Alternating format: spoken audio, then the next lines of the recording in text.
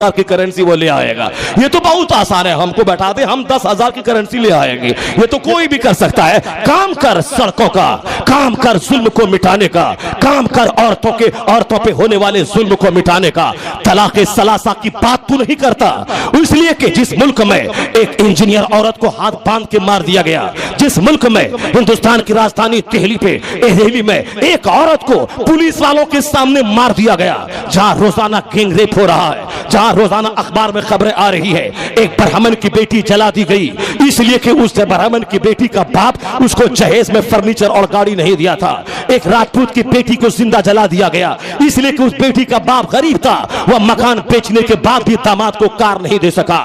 यानी यह शादी क्या हो गई, घर की लुटाई का जरिया, ताकि वो बेटी वाले के जमीन भी बिक जाए, उसका घर भी बिक जाए और जमीन बेच के मेरे 100 बाराती को खाना खिलाए, और जमीन बेच करके वह मुझको गाड़ी भी दे, और जमीन बेच करके वह मैं अपनी बेटी को जेवर भी दे, ताकि मेरा घर सामान से भर जाए, 4 व्हीलर भी आ जाए, 2 व्हीलर भी आ जाए, और बारात के लिए जो हम 25 स्कॉर्पियो लेके जाएंगे उसका पैसा भी वहां से आ जाए। यानी लगता उसका घर लूट जाए मतलब नहीं, मगर मुझको 25 स्कॉर्पियो चाहिए बारात ले जाने के लिए, उसका घर बिक जाए, गिरवी रख दे सारी जमीनें, उससे बहस नहीं। उसके एक घर को लूटा के तू अपने घर को सामान से भरना चाहता है, ऐसा कभी नहीं होगा।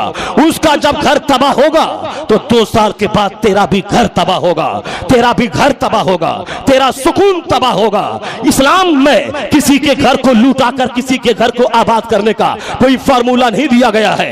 वहां एक तो बात मैं उनकी कर रहा हूं, हज़ार ब्राह्मण की बेटियां मर रही है, उसके खिलाफ कोई कानून नहीं बनाता। राजपूत की बेटियां मर रही है, उसके खिलाफ कोई ज़ाब्ता नहीं बनाता। जहेज प्रथा के नाम पे भारत में आग लगी है। शादी ब्याह के मौसम में साहब फर्नीचर और गाड़ी 3-3, 10-10, 20-20 लाख के फर्नीचर बन रहे हैं, 25-25 लाख की गाड़ियां फॉर्च्यूनर दी जा रही है, और साहब जमीन मकान बेचकर एक हंगामे का माहौल शहर से लेकर देहात तक हो जाता है। 4 करोड़ की शादी, 5 करोड़ की शादी, 3 करोड़ की शादी हिंदुस्तान में लोग कर रहे हैं। यानी इस तरह औरतों पे जुल्म हो रहा है, इसको रोकने के लिए कोई फार्मूला इनके पास नहीं। बहुत बड़ा सीना इनका चौड़ा है। तो मैं पैगाम देता हूं, और हमारे सारे उलमा कहते हैं तलाक सलासा के बारे में बाद में आप पूछिएगा, फिर उसकी हजारों हिकमतें आपको बताई जाएंगी। पहले ये ब्राह्मण की बेटी जो जलाई जा रही है, ये राजपूत की बेटी जो जहेज के मारे मारी जा रही है, और देखा देखी चोर दरवाजे से हिंदू घराने से मुसलमान घराने में भी तिलक और जहेज की गंदी रस्में आ गई। वह मुसलमान जिसके पैगंबर ने सादगी का पैगाम दिया था, जिसके पैगंबर ने कहा था अल बसासतु मिनल ईमान, सादगी ईमान का हिस्सा है, जिसके पैगंबर ने कहा था वो शादी बाबरकत है जो कम खर्च वाली शादी हो, जिसके पैगंबर ने सिर्फ कहा ही नहीं था, प्रैक्टिकल में अपनी बेटी फातिमा की शादी सादे ढंग से करके बताया था। अगर मुस्तफा चाहते 1,24,000 सहाबे कराम को दावत दे देते, चलो मुस्तफा की बेटी की शादी है, आज उनके घर में दस्तरखान बिछा है, मक्का के सारे लोग आ जाते, मदीना के सारे मुसलमान आ जाते। लेकिन नहीं, सरकार दो जहां ने मस्जिद नबवी में अपनी बेटी फातिमा का अक्द मौला अली से कर दिया। अपने शाम के वक्त में अपने खानदान की एक खातून के साथ अपनी बेटी फातिमा को हजरत अली के हुजरे में पहुंचा दिया। न कोई बाराती का खाना, न किसी नए जोड़े का एहतमाम, बल्कि सीधा सादगी के साथ जन्नत के मालिक मुख्तार की बेटी की शादी, फातिह खैबर की शादी, हसनैन करीमैन की मां की शादी, वो फातिमा ज़हरा जो जन्नती औरतों की मलका सैयदा है, उनकी शादी हुई है। और हुजूर ने सिंपल ढंग से शादी करके बता दिया। उनका गुलाम बोलेगा मेरी बेटी की 4 करोड़ की शादी, 5 करोड़ की शादी, 3 करोड़ की शादी हमने दूसरों को दिखला दिया है। ये सादगी वाली शादी अभी नोटबंदी के जमाने में एक डीएम जोड़ा, लड़का भी डीएम है होने वाला है, वह ट्रेनिंग पीरियड में आईएएस कंप्लीट कर चुका था, ट्रेनिंग पीरियड में है, अब वह 2 महीने के बाद डीएम बनेगा। लड़का भी डीएम है, लड़की भी डीएम बनने वाली है, वह दोनों उसी आईएएस जोड़ा है। अभी सिर्फ 250 रुपए कोर्ट की फीस जमा करके नवंबर में उसने शादी की। कहा कि पूरा भारत नोट के कहत में मुब्तला है, लोग हजारों की तादाद में बैंक और एटीएम के सामने लाइन लाइन लगा के खड़े हैं। ऐसे में अगर मैं शादी करूं तो ये भारत के लोगों के गुर्बत का अपमान होगा, नोटबंदी की तौहीन होगी। अब उस आईएस जोड़ा ने सिर्फ 250 रुपए में शादी की। हिंदुस्तान के सारे अखबारात में खबरें आई। ये पैगाम सादगी का जिसके पैगंबर ने दिया था। अगर उस पैगंबर का गुलाम करोड़ों रुपए रखने के बावजूद अगर अपनी बेटी का अख्त सरकार की बेटी से मुशाबहत के लिए सरकार की बेटी के तर्ज पे सुन्नत अदा हो जाए, मस्जिद में अपनी बेटी की शादी करवा देता, ये 4 करोड़ रुपए से 1000 गरीबों की बेटी की शादी हो जाती। जब तक वह जिंदा रहता, उनका चर्चा होता, वो मर भी जाता तो लोग उनकी कब्रों पे जाके फातिहा पढ़ते। अब मगर 4 करोड़ रुपए की बेटी की शादी करवा दी और साहब लान बुक कर लिया। पानी की तरफ पैसा हराम का आया था, उसको बहा दिया और एक गलत मैसेज समाज में दिया कि एक पैसा वाला फजूल खर्ची कर रहा है। तुम्हारी सोच से बेहतर उस आईएस जोड़ा की सोच है जिसने लाखों रुपए रखने के बावजूद उन्होंने 500 रुपए 250 रुपए की शादी की है। अगर मुसलमान अपने पैगंबर के तरह से पैगंबर की सुन्नतों पे अमल करे, याद रखे बेशुमार मसाइल का हल उस सुन्नतों पे अमल की बदौलत इसको खुद ब खुद मिल जाएगा। मैं ये कहना चाहता हूं, एक तरफ मुसलमानों की बेटियां भी जलाई जा रही हैं, हिंदुआना रस्म और रिवाज दाखिल होने की वजह से मंगनी में बेतहाशा खर्च, खतना में बेतहाशा खर्च, साहब शादी में बेतहाशा खर्च, वलीमा में बेतहाशा खर्च, और साहब अकीका और खतना में और तीजा 40 में बेतहाशा खर्च। इस फजूल खर्ची की वजह से एक आदमी का घर कंगाल हो जाए, उससे बहस नहीं। मैं 100 बाराती को लेके आऊंगा, 5 टाइप का बीफ और मटन और चिकन और फिश फ्राई चाहिए, और साहब गुलाब जामुन अलग, रसमलाई अलग, साहब रस साहब फला अलग। तुम बाप की जमीन पाया है, तुम बेच के शादी करा लेगा, लेकिन तेरे समाज में 99 आदमी जो अपने बाप से जमीन नहीं पाया है, वो क्या बेच के बेटी की शादी कराएगा? ये तिलक और जहेज, ये मुतालबे जहेज, ये रिश्वत है, और मुतालबा करना ये रिश्वत हराम है। और इस भिखारी के चेहरे का गोश्त क़यामत के दिन झड़ जाएगा। वह इंतहाई दर्जे का जलील और रुस्वा होकर मैदान क़यामत में अल्लाह रब्बुल इज्जत के सामने वो हाजिर होगा। उनके जो भिखारी भीख मांगता है, जिनके पास माल है, माल बढ़ाने के लिए भीख मांगता है, उसके चेहरे का गोश्त झड़ जाएगा, इंतहाई जलील और रुस्वा होकर मैदान महशर में वो आएगा। जिस मजहब में मांगने की ऐसी मजम्मत बयान की गई, जिस मजहब में दरियागिरी की मजम्मत की गई, जिस मजहब में दूसरों के सामने बेटी लेने के लिए भीख मांगने की मजम्मत की गई, उस मजहब में फजूल खर्ची की तूफानी बदतमीजी एक गलत मैसेज देता है। अब एक तरफ हजारों बेटियां जलाई जा रही है इसी मुतालबे जहेज की बुनियाद पर। अगर तू भारत का सच्चा खैर खा है, एक कानून बना दे पार्लियामेंट में, और राज्यसभा और पार्लियामेंट और लोकसभा के सारे सदस्य सपोर्ट करेंगे, मुतालबे जहेज को बाइंड लगा दे। और अगर कोई मुतालबे में पकड़ा गया, लड़के वाले को भी सजा दे, और लड़की वाले ने अगर दिया है इसको भी सजा दे, और 10 साल की कैद मुशक्कत की सजा सुना दे, और 10 साल की कैद उसको दिया जाएगा। अगर ऐसा कानून बना और भारत से मुतालबे जहेज की गंदी रस्म खत्म हो गई, और वह लाखों बेटियां जो मारी जा रही हैं, इन बेटियों की जिंदगी बच गई, तब यह माना जाएगा कि नारियों को सम्मान मिला है, और नारियों के सम्मान दिलाने में इनका इरादा सच्चा है। एक तरफ हजारों लाखों मारी जाए, इसके ताल्लुक से कोई तबसरा नहीं, और तलाक़े सलासा में अपमान नजर आता है। तलाक़े सलासा अपमान नहीं है, ये तलाक ऐसी चीज है जिसमें समाज के लिए एक ऐसा तोहफा है। जिस समाज में आग लगी हो तलाक न देने की वजह से, वहां तलाक की वजह से उस घर की आग बुझ जाए, अमन व अमान की जिंदगी मिल जाए। इसीलिए तलाक का कानून देकर, कड़ी शर्तें देकर, उस शर्तों के साथ अगर तलाक दिए जाए, यह तलाक अपमान नहीं, अभिशाप नहीं, ये समाज के लिए एक बहुत बड़ी राहत है। इसलिए कि मुस्तफा सहमत बन के नहीं आए हैं, मुस्तफा रहमत है। मुस्तफा का सारा कानून रहमतों हिकमतों से भरा हुआ है। ये हमारी खोपड़ी की कमी है, मुझको वह कानून समझ में ना आए, ये हमारे इल्म की कमी है, मुझको वह साफ्ता समझ में नहीं आए। यह कोई अच्छा काम करता है, इरादा चाहे का अंदर का जो भी हो, मगर बज़ाहिर एक्टिविटीज से पता चलता है ये मुसलमानों को चुराने के लिए, मजहब इस्लाम को डाउन करने के लिए इनके दिमाग में जो तासुब का चश्मा लगा है, 1000 साल तक हमारे सीने पे चढ़ के बाहर से आके हुकूमत किया है, हम उसका बदला लेंगे, ये सारी बातें नहीं करनी चाहिए। इसलिए कि भारत आज के बारे में सोच सोचे, आने वाले मुस्तकबिल के बारे में सोचे। अब पिछले जमाने में किसने क्या किया, अब कोई अच्छा काम किया है, तारीख लिखने वाला कोई गलत लिख दिया, और हम तो उस जमाने में थे नहीं 500 साल पहले, लेकिन जो तारीख लिखने वाला लिखा है उसी को पढ़ने के बाद हम उससे दुश्मनी कर रहे हैं। हो सकता है कि तारीख लिखने वाला झूठ लिख रहा है, हो सकता है तारीख लिखने वाला गलत लिख रहा है, इसीलिए तारीख पर एतमाद नहीं किया जाएगा, बल्कि एतमाद उस पे होगा जो बातें सच्चाई पे आधारित है। जो तारीख कुरान से टकरा जाए उस तारीख को चौराहे पे जला दिया जाएगा। जो तारीख हदीस से टकरा जाए उस तारीख की किताबों को चौराहे पे जला दिया जाएगा, उसमें कोई सच्चाई नहीं। जो तारीख हदीस और कुरान से टकराए, इसलिए तो मैं कहता हूं जो लोग अहले बैत अतहार की मोहब्बत में हजरत अमीर मुआविया को गाली देते हैं, सहाबा कराम को गाली देते हैं, वह तारीख पढ़ पढ़ के गाली देते हैं। मैं कहता हूं हदीस पाक में आया है कि हसनैन करीमैन जन्नती नौजवान के सरदार हैं। तारीख में अगर कोई इसके खिलाफ कोई बात है तो तारीख को उठा के फेंक दे और मुस्तफा की हदीस को सीने से लगा ले। सहाबा कराम को तू गाली देता है, तुमने को किसी ने तारीख लिख दी, सिद्दीक अकबर के खिलाफ किसी ने लिख दिया, हो सकता है कोई सहाबा कराम का दुश्मन हो, ऐसी किताब लिख दिया हो, तो उसको मत दे। बल्कि मुस्तफा ने जो कहा है ला तसुब्बु असहाबी, मेरे असहाब को गाली मत दे। असहाबी कन्नुजुम बिअय्यिहिम इक्तदअतुम इहतदयतुम, मेरे सहाबा सितारों की तरह है जिसकी तू पैरवी करेगा हिदायत पाया जाएगा।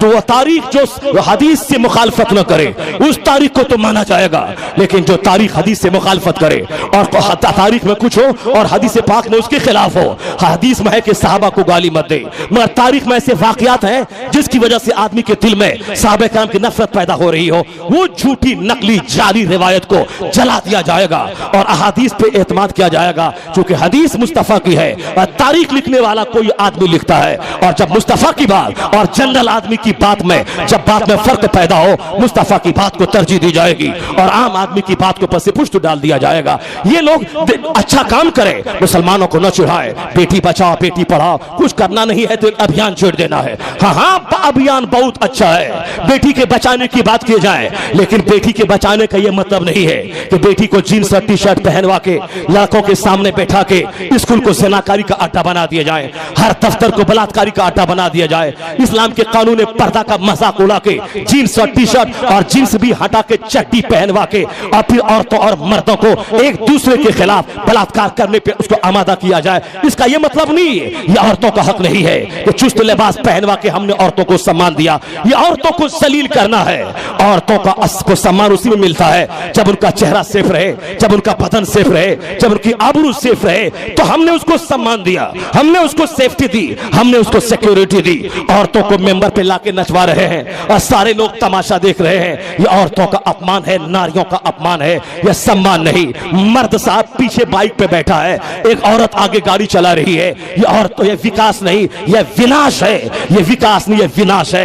इतना ही बड़ा ख्याल है मर्द और औरत को सामने एक साथ खड़ा करने का, तो रात में सारे मर्द सोए रहे, औरतें फैक्ट्री के दरवाजे पे तरबानी की नौकरी करें, सारे मर्द घर में बैठे रहे, औरतें साहब रेलवे का ड्राइवर बन के रहे, औरतें ट्रक का ड्राइवर बन जाएं, औरतें 12-12 घंटे मशीन के सामने, वह सरिया और लोहा जहां बनता है वह टाटा की कंपनी में, वहां जाके आग के सामने वह साहब सरिया बनाए, वह 2-2 कुंटल गेहूं और धान की बोरी अपनी पीठ पर लेके वो जाएं, और साहब रात के वक्त में अपनी बीवी के हाथ में गन देके उनको गली और कुचे समाज की निगरानी के लिए उनको भेज दिए जाएं। एक रात का अंधेरा जब आता है और जब बेटी के बाहर जाने का सवाल आता है, उसको सुरक्षा चाहिए, उसको बाहर मार्केट जाना है, सुरक्षा चाहिए। सुरक्षा चाहे बाप बन जाए, बाप की सूरत में हो या भाई की सूरत में हो, जब ये कमजोर सिंफ है इसको सुरक्षा चाहिए, सुरक्षा चाहिए। फिर ये मर्दों के बराबर ये समाज में हर स्टेज पे आएंगे कैसे? इनको इज्जत मिलनी चाहिए, सम्मान मिलना चाहिए, जिस काम के लिए वो पैदा हुई है इनको वो पूरा सम्मान भरपूर मिलना चाहिए। और इतना बड़ा सम्मान दिया है किसने? औरत ने। औरत के बचाने की बात इस जमाने में आप कर रहे हैं। एक तरफ विनाश का माहौल है, दिन दहाड़े राजधानी में बलात्कार हो रहा है, और फिर और बेटी बचाओ बेटी पढ़ाओ, यही बेटी बचाओ बेटी पढ़ाओ। एक औरत चड्डी पहन ले यही विकास है, एक औरत दुकान में बैठ जाए यही विकास है, फिर फिल्म में डांस करे यही विकास है, और रोजाना हाथ पकड़ा पकड़ी यही विकास है। नेट में साहब गंदी तस्वीरें हो, दिल गंदा, दिमाग गंदा, आंख गंदी, और रोजाना समाज में गंदी बातें हो रही हो, यही विकास है। यहाँ फिल्म तहजीब और मोबाइल मल्टीमीडिया मोबाइल कल्चर, मगरबी तहजीब और आजादाना सेक्स फ्री तहजीब ने जो गुल खिलाया है, सबको इस बात का अंदाजा तमाशा है। पहले जब बेटा जवान होता था, बाप कहता था मेरा सहारा मेरी लाठी बन के आ गया, और आज जब बेटा जवान होता है तो बाप का दिल धड़कता रहता है, न जाने कब इनकी वजह से कोई पुलिस दरवाजे पे आ जाए, न जाने रास्ता चलते किस लड़की का हाथ पकड़ के थाने वाला मेरे घर में आ जाए, न जाने कब किसी गैर मुस्लिम की बेटी को लेके भाग जाए और पूरा गांव वाला मेरे दरवाजे पे लाठी लेके आ जाए और दोनों गांव में जंग छिड़ जाए, न जाने कब किस डकैती के केस में बच्चा फंस जाए। कल बेटा तो देखने के बाद कलेजा ठंडा होता था, आज बेटा की जब जवान होता है तो बच्चा दिल बाप का कांपता रहता है, न जाने कब कौन सा हादसा हो जाए। पहले बेटी से जवान होती थी तो बाप को खुशी हासिल होती थी, अब मेरी बिटिया जवान हो गई, अब इनकी शादी होगी, मेरा नवासा आएगा, मेरे घर में दामाद आएगा, मेरे घर में मेहमानों का आना जाना होगा, मेरे घर में बहारें आएंगी। लेकिन अब अगर बेटी जवान होती है, अब एक बाप का दिल धड़कता रहता है, शादी के लिए नहीं, अब वह फिक्रमंद है, न जाने किस वक्त कौन सी खबर आ जाए, स्कूल जा रही है, न जाने कहां किसके हाथ में पड़ जाए, न जाने कहां कब मोबाइल के जरा किससे बात हो जाए, कब सुबह मैं उठूं तो घर में बेटी ना रहे। रोजाना आए दिन इस तरह की खबरें मिल रही है, या आखिर इसका जिम्मेदार है कौन? लाता 18 साल का दोनों एक टेबल पे पढ़ रहा है, अब वहां पढ़ाई होगी 1 घंटा, प्यार होगा 5 घंटा, और फिर इस बात को बताने के लिए सामने टीवी में फिल्मों के गाने हैं। अब पढ़ाई होगी 1 घंटा, प्यार होगा 10 घंटा। अब वहां तन्हाई में कोई रुकावट, शर्मो हया, अल्लाह का डर नहीं। जब वहां फिर क्या होगा? वह प्रेम नहीं होगा, बलात्कार होगा। प्रेम उसे नहीं कहते हैं, बल्कि प्रेम तो वो है जो एक बेटा को अपनी माँ से होता है, जो एक भाई को अपनी बहन से होता है, अपनी माँ से घंटों घंटों बात करे, माँ के साये के नीचे पनाह ले तो साहब सच्ची खुशी महसूस हो, अपनी माँ से 1 घंटा बात करे, अजनबी औरतों से बात करने में कतराए, ये प्रेम है क्या? माँ से झुंझला के बात करे, 1 मिनट में फोन रख दे और अजनबी औरतों और भाभी से घंटों घंटों बात हो, सन बहन चचेरी कजिन से घंटों घंटों बात हो, वह प्यार नहीं है, वह मुंह का ज़िना है, वो प्यार नहीं है। वह कान में गंदी बातें आ जाए, वह कान का ज़िना है। वो हाथ का प्रेम नहीं है, हाथ जब जब उनसे मिले ये हाथ का ज़िना है। एक तरफ बेपर्दगी, फिल्मी तहजीब, मल्टीमीडिया, मोबाइल कल्चर, मगरबी तहजीब ने औरतों को बेनकाब किया, औरतों को बेइज्जत किया, औरतों को जलील और रुस्वा किया। हर 1 मिनट में रेप का केस इंडिया में दर्ज हो रहा है, अमेरिका में 1 मिनट में 50 केस दर्ज हो रहे हैं, और दूसरी तरफ लोग सर जोड़ के बैठ के कह रहे हैं इस तूफानी बदतमीजी को कैसे रोका जाए, ये बदकारी के सैलाब पर कैसे बांध लगाया जाए, किस तरह इस सैलाब को रोका जाए। अमेरिका का दानिश्वर फिक्रमंद है, किस तरह इसको कब्जे में किया जाए। भारत का दानिश्वर फिक्रमंद है, इस बढ़ते हुए बलात्कार के रुझानात पर कैसे पहरा लगाया जाए। पहरा किसी आदमी का ज़ाब्ता नहीं लगेगा। जब स्कूल में मखलूत तालीम होगी, पहरा नहीं लग पाएगा। मर्द औरत आजादाना माहौल में जिएंगे, पहरा नहीं लग पाएगा।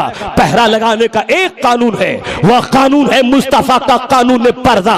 एक हसीन औरत पर जब नजर पड़ती है, पहले आंखें उसको देखती है, दिल में उसके आंख में उसका हुस्न समाता है, दिल में वसवसा आता है। बदसूरत औरत को देखने के बाद दिल में कोई हलचल ही पैदा होती है। जब लड़की का हुस्न दिमाग में आता है, तब उससे मिलने का, बार बार देखने का, उससे हाथ मिलाने का, तन्हाई में मिलने का ख्याल दिल में पैदा होता है। तो एक लड़की का चेहरा खूबसूरत है, इस्लाम कहता है चादर डाल ले चेहरे पे ताकि तेरा बाल पोशीदा रहे, ताकि तेरा हुस्न अजनबी मर्दों से पोशीदा रहे। एक काली औरत है, उसे भी आदेश है कि चादर तू डाल ले ताकि तेरा हुस्न, तेरा चेहरा छुपा रहे। यानी चादर डालने का मतलब है बदसूरती भी पर्दे में है, खूबसूरती भी पर्दे में है।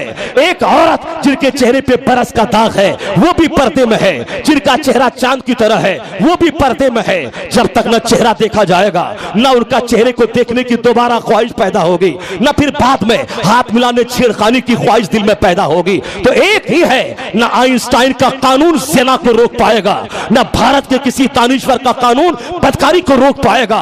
मुसलमान भी अपने समाज में मुस्तफा का कानून पर्दा नाफिज करे, और अमेरिका से लेकर भारत तक की गवर्नमेंट भी वह कानून पर्दा को नाफिज करे। अगर कानून पर्दा नाफिज हुआ, ऑटोमेटिक 80% बलात्कार का खात्मा हो जाएगा, ऑटोमेटिक ज़िनाकारी का खात्मा हो जाएगा। यही वजह है कि यूरोप और अमेरिका का दानिश्वर सरकार के उसूल और ज़ाब्ते के मुताले के बाद वह कह उठा I cannot find any other man in history like Muhammad. लोग तो बहुत आए, दानिश्वर बहुत आए, मगर मुस्तफा का जवाब नहीं मिलता। मुस्तफा के हर काम में हिकमतों का एक समंदर पिना है। कोई हो तो जो नबी का मुताला करे, कोई हो तो जो नबी की तालीमात की स्टडी करे, कोई हो जो सरकारी दो जहां के पैगामात को अपनी जिंदगी में नाफिज करे। बेटी बचाने की बात आज करता है और बहुत हीरो बन रहे हैं। बेटी बचाने की बात मुझसे नहीं, अमेरिका की डॉक्टर मारिया से पूछिए। 1400 साल पहले एक बाप अपनी बेटी को जिंदा दफन करता था। बेटी पैदा होती बाप का चेहरा काला हो जाता था। इससे बड़ा भी जुल्म कोई होगा क्या?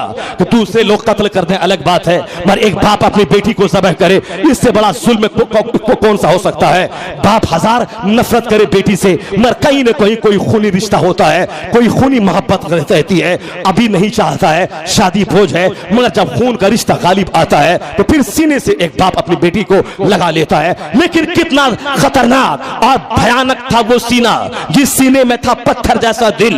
वह दिल जो अपनी नन्ही मुन्नी बेटी को जिंदा दफन करता था। मारिया कहती है, बेटी को मारने के वक्त में किसने उसके बचाने की बात की है? जब एक बाप कातिल बन के बेटी को ज़बह करता था, उस वक्त बचाने की बात किसने की है? बचाने की बात कोई दूसरा नहीं, मुस्तफा जाने रहमत ने बेटी को बचाते हुए कहा था, मन आला जारियतैन, जिसने तो बेटी को पाल ले, जो बेटी को बचा दे, वो मुझ मेरे साथ जन्नत में इस तरह रहेगा जिस तरह दो उंगली आपस में मिली होती है। मुस्तफा ने कहा था, कयामत के दिन सवाल होगा किस जुर्म के बदले में बेटी को दफनाया गया, ये सवाल होगा।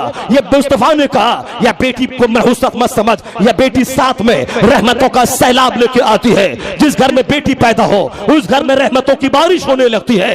बेटी को मुस्तफा ने रहमत बताया। सरकार ने फातिमा की पेशानी को बोसा दे के कहा, बेटी बोसा दे जाने की चीज है, बेटी को सम्मान दिए जाने की चीज है, न कि वह दफनाने की चीज है। तो डॉक्टर मारिया कहती है कि जब बेटी को मारी जाती थी उस वक्त बचाने की बात कोई दूसरा नहीं किया है, मुस्तफा जान रहमत ने बेटी को बचाया है। क़यामत तक जहां जहां भी नारियों के सम्मान की बात होगी, औरतों के बचाव की बात होगी, यह नारा चाहे हिंदुस्तान का दानिश्वर दे, चाइना का स्कॉलर दे, चाहे रूस का कोई हकीम दे, यह नारा देने वाला कोई भी हो, मगर हकीकी रक्षक मुस्तफा जाने रहमत को ही करार दिया जाएगा कि जब बेटियां मारी जाती थी उस वक्त हकीकत में मुस्तफा ने ही इसके बचाने का नारा दिया है।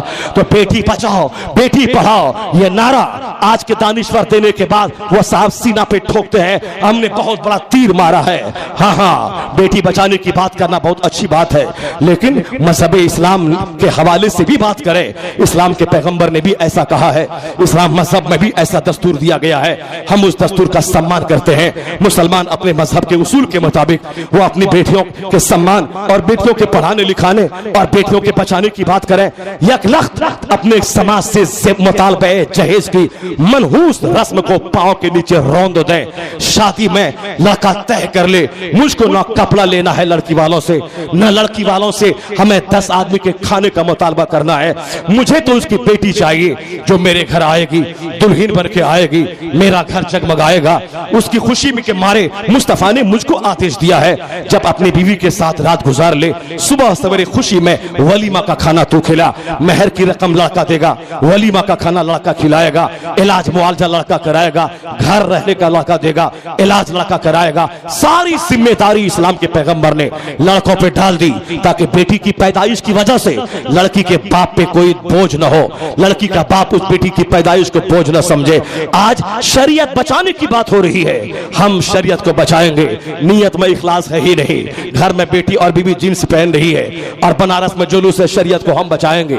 घर में अकीका है तो काफिरों जैसा नंगा नाच है, शरीयत को हम बचाएंगे।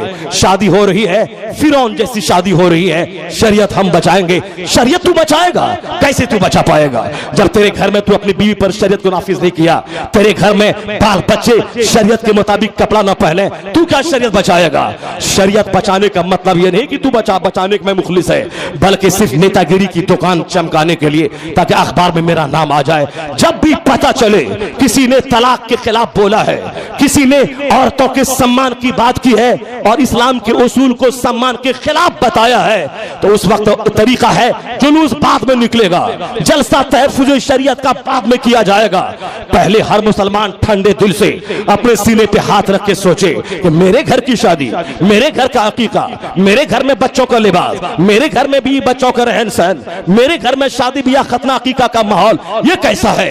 क्या मेरे घर में डीजे बजता है या मेरे घर में बिंजू बजता है, गाना बजता है? तो फिर एक रमेश की शादी में भी वही होता है, धूम धड़ाका डांस, और यहां भी हो रहा है। क्या फर्क चला मुसलमान की शादी और काफिरों की शादी में? सबसे पहले घर आए और तौबा करें, इलाही मेरे घर में है फिल्मी तहजीब। इसीलिए काफिरों की जबान पे इस्लामी शरीयत के खिलाफ नारा है, ए अल्लाह अब मैं तौबा करता हूं कि मेरे घर में बीवी बच्चों पे तहजीब होगी, इस्लामी कानून शरीयत नाफिज होगा।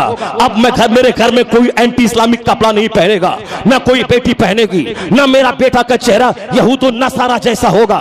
शादी ब्याह खतना अकीका चारम तीजा 40वां बरसी, ये सारी तकरीबात इस्लामी कानून की रोशनी में सारी तकरीबात मनाए जाएंगे। जब आपने सच्ची तौबा कर ली तो याद रखें, जिस दिन आपने सच्ची तौबा की आपके घर घर में शरीयत का कानून नाफिज हो गया। कोई काफिर शरीयत के खिलाफ बोलने की हिम्मत नहीं जुटा पाएगा, बल्कि जब वह शरीयत के पर अमल के फायदे को देखेगा, मुझे उम्मीद है कि वो भी शरीयत के कानून पर अमल करके मुस्तफा के गुलामों में अपना नाम लिखा